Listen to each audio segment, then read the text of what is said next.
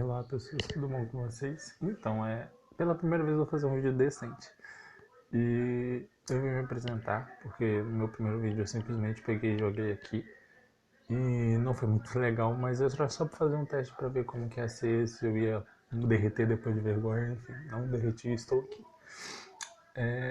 Pra quem me conhece, pra quem não me conhece também, meu nome é Rafael Vitri, tenho 19 anos, moro aqui no Espírito Santo, Cachoeiro. Tô falando isso porque, né, não sei quem vai assistir. E sou licenciando do curso de matemática do Instituto Federal daqui. E assim, tô tentando mesmo dar uma explicação porque que eu comecei, tive a ideia de começar a gravar vídeo, que inicialmente não era para o YouTube. Vocês podem perceber que nesses dois primeiros vídeos, né, eu vou estar falando um pouquinho de Drive, joga no Drive, faz isso e tal. Porque minha ideia inicial era deixar no Drive as pessoas irem lá e acessar, mas falaram que estavam bons. Então eu acreditei e eu tô postando isso aqui por vocês. E acabei criando esse canal e espero ajudar muitas pessoas, porque eu entendo que nesse período de quarentena a gente fica um pouco desmotivado, a gente perde um pouquinho do nosso foco, mas a ideia sempre é correr atrás dos nossos objetivos, estudar quando possível e entender que sempre é tempo de aprender uma coisa nova, algo diferente. E a minha função aqui é essa, é ajudar vocês no que eu posso, no que está no meu alcance. E acabou de passar uma moto aqui, provavelmente esse microfone está pegando tudo. Mas espero ajudar vocês e por mim o Enem teria sido cancelado, quero deixar isso bem claro, porque nesse período, né, nem todo mundo tem acesso à internet, acesso a livros para estudar. Mas enfim, né, nosso governo está aí. Vou começar já criando polêmica, tô nem aqui.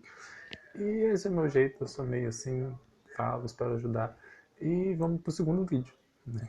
Esse aqui é a introdução do meu segundo vídeo, espero que vocês gostem. Então, aquele praxe, comentem, compartilhem, falem com os amigos de vocês, falem bastante e deem like, viu? Porque isso ajuda, né? Motiva a gente, porque ainda mais uma pessoa tímida como eu. Estou aqui morrendo, eu estou suando, né? Mas enfim, é isso, gente. Um beijo e até a próxima. Fui. Unidade o conteúdo de funções. Sim, na outra aula nós fizemos um remember da função polinomial do primeiro grau e hoje nós vamos fazer o remember da função polinomial de segundo grau. Eu digo remember porque é só uma pincelada, não vou dar muito aprofundado e porque são conteúdos de ensino fundamental e que provavelmente você já conhece. Então é só para dar uma refrescada na nossa memória, que às vezes não está muito boa e eu entendo. Vamos lá. Vamos falar um pouquinho das características, começando pela lei de formação. O que difere ela da função linear é o expoente ao quadrado, por isso que é a função de segundo grau. Sim, o primeiro termo ele é elevado ao quadrado e fica f de x é igual a ax ao quadrado mais bx mais c. E por que eu destaquei ali que a tem que ser diferente de zero? Por causa de uma coisa muito simples. Quando a gente multiplica qualquer número a zero, é igual a zero. Então, se a for igual a zero, aquele expoente ao quadrado vai desaparecer. E se vocês observarem, se ficar sem o ax ao quadrado, a gente fica algo parecido com a função linear. E aí já não vai ser mais a nossa função quadrática. Então, a tem que ser diferente de zero. E lembrando que as nossas incógnitas é o x e o y ou f de x. E os nossos coeficientes é o a, b e o c, que pode ser quaisquer números reais, e o a tem que ser diferente de zero. Agora, para nós encontrarmos a raiz dessa função, que no caso vão ser raízes, pode ser ou não também, nós vamos usar aquela conhecida fórmula de Bhaskara. Sim, Bhaskara entra aí na nossa vida, provavelmente no sétimo ano, e é aí que a vida de muita gente complica, porque entra a delta e as pessoas ficam loucas tentando entender para que eu vou usar isso na minha vida. Calma que você vai usar no seu vestibular para você conseguir a faculdade dos seus sonhos. Calma, respira. Vamos comigo. Primeiro, aí a fórmula de Bhaskara está dividida. Primeiro a parte só do delta e depois para você achar o valor de x, que pode ser 2x, né? x1 e x2 ou apenas um x. A parte de delta e x separado, eu prefiro assim porque fica mais fácil de você visualizar e tem menos chances de você fazer confusão e errar o seu cálculo. Então, fazendo separado, você acaba fazendo com mais calma e com mais tranquilidade e se organizando melhor também. As raízes dessa equação elas são classificadas de acordo com o valor de delta. Por exemplo, se o delta for maior do que zero, nós vamos ter duas raízes distintas. Sim, aí que entra o x1 e x2. Ou x uma linha ou x duas linhas, depende. Se o delta for igual a zero, nós vamos ter duas raízes, porém elas vão ser iguais, né? E se o delta for menor do que zero, a gente vai ter, assim, nenhuma raiz real. Teria em números complexos, mas isso não entra e vocês não precisam nem lembrar disso. Mas só que quando o delta é menor que zero, não vamos ter nenhuma raiz real. E nós vamos observar isso no segundo exemplo. Vamos agora para o nosso exemplo 1.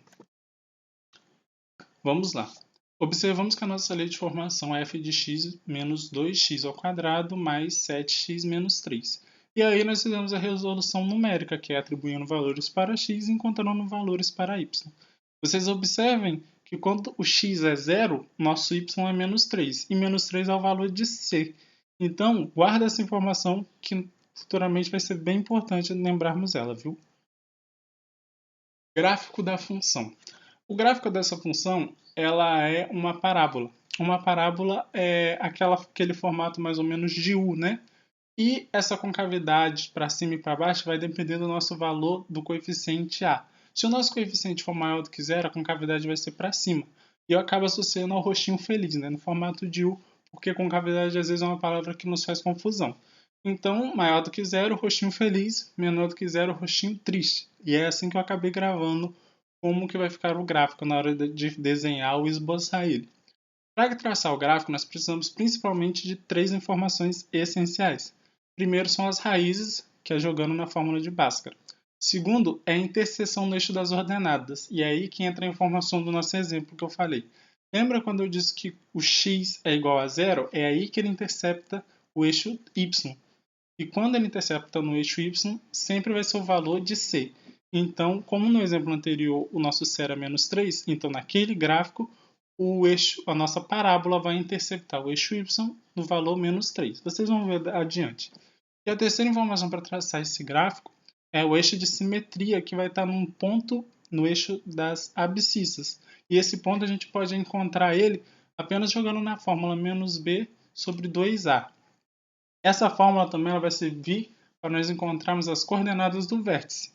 Porque, claro, o nosso eixo de simetria fica no ponto do vértice. Mas como a gente tem que usar apenas o eixo x, o ponto x, que ele é paralelo ao eixo das ordenadas, para você fazer esse eixo de simetria que você não precisa desenhar. Você só precisa saber aonde que ele vai se repetir.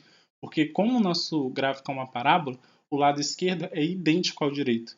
Então, até o eixo de simetria, ele vai se repetir no outro lado da mesma forma, porém de forma espelhada, é claro. O nosso vértice do gráfico, como eu já falei, nós podemos encontrar as coordenadas dele de acordo com essas duas formulazinhas. Quando a gente acha o x do vértice, é a mesma fórmula para a gente achar onde coloca o eixo de simetria, né? Que é menos b sobre 2a. Para a gente achar o nosso y do vértice, a gente usa o valor de delta, que a gente encontra na fórmula de Bhaskara, sobre 4a. E assim a gente vai achar onde vai ser o nosso ponto x e o nosso ponto y, e onde a gente vai marcar a interceptação nesse ponto que vai ser o meu vértice dessa minha função. Agora nós vamos para o nosso segundo exemplo.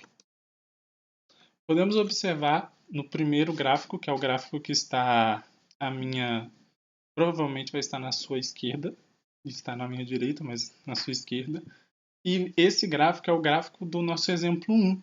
Sim, esse gráfico, como vocês podem observar, os dois pontos vermelhos são as raízes dele, que a gente encontra jogando em Bhaskara, e o ponto A e o ponto B são os valores que a gente acha jogando 1 no lugar de x e o 2 no lugar de x. Se vocês observarem, olhem no menos 3 no eixo das ordenadas. Sim, é onde nossa parábola intercepta. E é ali que é o mesmo valor do nosso c. Entendeu? Conseguiram observar isso? Agora vamos olhar para o gráfico do outro lado. Esse gráfico, se vocês observarem, a lei de formação ela é idêntica, com apenas um detalhe, o sinal negativo no valor de A. Então, o nosso AI agora é maior do que zero, então a concavidade ela se altera, virando a concavidade para cima, fazendo o rostinho feliz, como eu disse. E vocês podem observar que apenas o sinal do valor A já muda o gráfico por completo. as raízes se alteram, os valores de y e os valores de x também se alteram e o vértice também. E se vocês observarem, o gráfico ele intercepta no mesmo lugar, no mesmo valor de C. É porque como eu tive que tirar a ampliação para pegar os pontos A e B, não vai observar direito. Mas ali onde o gráfico, a parábola está interceptando no eixo das ordenadas, é o valor de menos 3. Então, digamos que acaba se tornando uma regrinha. Toda vez que o eixo que essa parábola intercepta no eixo das ordenadas, é o valor de C. Vamos agora dar continuidade. Casos de função e o estudo de sinal. Os casos de função é aquele dos valores de delta que eu já falei, coloquei o lembrete mais uma vez aqui em cima. E esses 3 casos vocês têm que estar bem, digamos, familiarizado com eles, porque ele acaba facilitando a nossa vida. Porque, por exemplo, se o delta for menor do que 0, você não vai ter raiz. Então, se por exemplo a questão estiver pedindo isso, você já vai poder anular várias alternativas e ir direto na alternativa certa, se for uma questão de vestibular. Mas agora vamos juntar esses casos da função com o estudo de sinal. Vamos olhar primeiro para o caso que delta é maior do que 0. Nesse caso, quando delta é maior do que 0, a gente vai observar primeiro como se o A fosse maior do que 0 também, com a concavidade para cima. Observa que a gente toma por referência o eixo X, que é o eixo das abscissas, mas porém a gente usa o sinal do eixo das ordenadas, que é o sinal positivo acima do eixo das abscissas e negativo abaixo desse mesmo eixo. Entre as raízes nesse primeiro caso, nós encontramos a função e a parábola abaixo do eixo das abscissas. Então, nesse intervalo, a nossa função ela é negativa e e fora desse intervalo ela é positiva. Acontece o inverso quando A é menor do que 0. Dentro do intervalo, a nossa parábola fica acima do eixo das abscissas. Então, nesse intervalo entre as duas raízes, com um A menor do que 0, a nossa parábola é positiva e fora desse intervalo ela é negativa.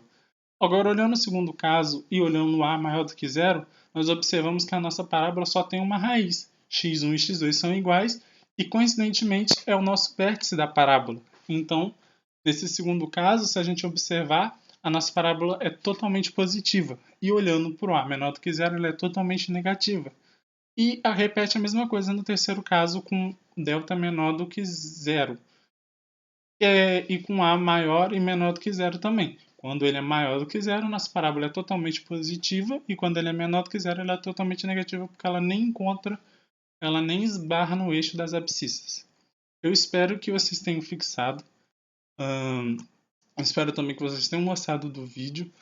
Peço para que vocês me dêem um feedback se vocês estão entendendo, se está com dificuldade, eu estou falando muito rápido, o Rafael tá chato pra caramba. Eu agradeço muito se vocês entrarem em contato. E se vocês tiverem alguma matéria específica que tiverem com dificuldade, é só falar comigo, mandar mensagem, sei lá, deixa no Drive alguma coisa, porque eu vou gostar muito de receber esse feedback de vocês. Então eu espero que vocês estudem muito, aproveitem essa quarentena para botar os estudos em dia. E outra coisa, não se desesperem. Esse ano é um ano muito difícil, nós estamos passando por situações que muitas das vezes nós nem imaginávamos que iríamos passar, mas é só manter o foco e principalmente a nossa saúde mental em dia, tá bom? Um beijo, um abraço a todos e tchau, tchau. Espera que eu aperto o botão errado.